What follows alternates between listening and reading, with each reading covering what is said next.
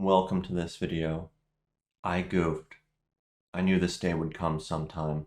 I accidentally reviewed a microwave meal twice, and I noticed while editing the second video. It was with Amy's Bowls ravioli. As you can see here, I will be reviewing Amy's Bowls ravioli. Anyway, so I reviewed that like February of this year, which actually is not really that long ago. I kind of can't believe that I did it, but I did. So I'm gonna try to salvage the time I wasted on that to compare my reviews and see what the differences are. If I give it a different review, am I consistent? Because this was a pretty short time period, so I doubt they really changed anything at all.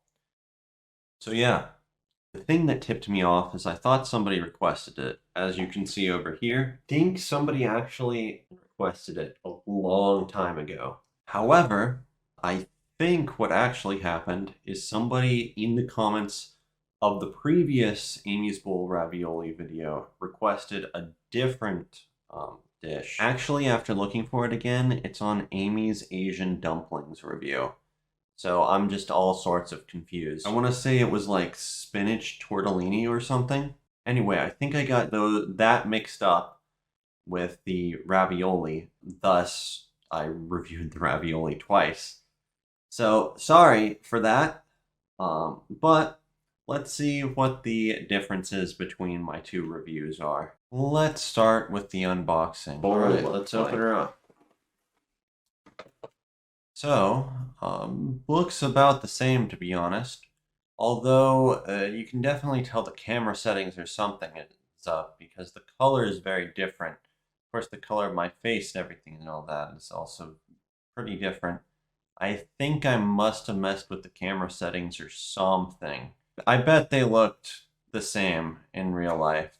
The next interesting thing happened when I brought the food back in the review I did several months ago, so not the most recent one. I had a lot of trouble opening the bag. All right, I'm gonna awkwardly rest it on my knee so this gets on camera and try to open up the bag. It does not want to open, and this is a very precarious perch.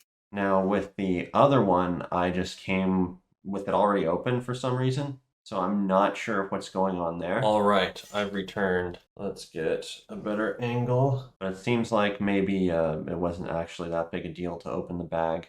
At least not when you have a proper grip. Soon after this, in both videos, I notice it's burnt around the edges.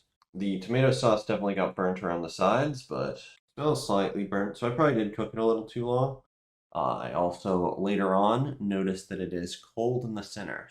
So that was a little weird, because the underside of that ravioli was kind of cold. So it just really doesn't cook very well. Maybe that's a microwave thing. I think probably it's a bowl thing and it really needed to have some sort of stirring or something going on to prevent that. The reviews themselves actually seem to be pretty consistent. My view of the cheese was that it was, okay, but not my favorite type of cheese. Parmesan cheese is exactly how you would expect. My view of the pasta was that it was fine, but it was just kind of normal pasta. It's just fine. The pasta itself is and it's fine. Tastes pretty much like every decent ravioli thing, pasta thing like this. And my view of the sauce was that it was kind of like, it was okay, but like not really great. Okay, now for the tomato paste, I guess. It's fine. Overall, in both reviews, I was kind of underwhelmed. I thought it was just okay.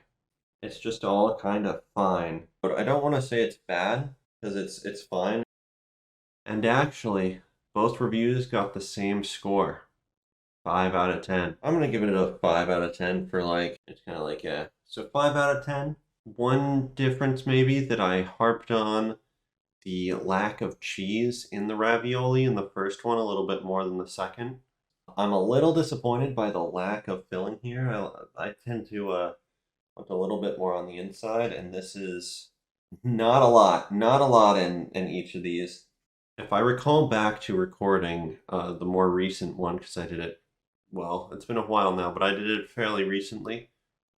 I think I did think about that a little bit, but I was trying to make the videos shorter, and really that should have clued me in that I'd had the video, or that I'd eaten that food before and made a video about it.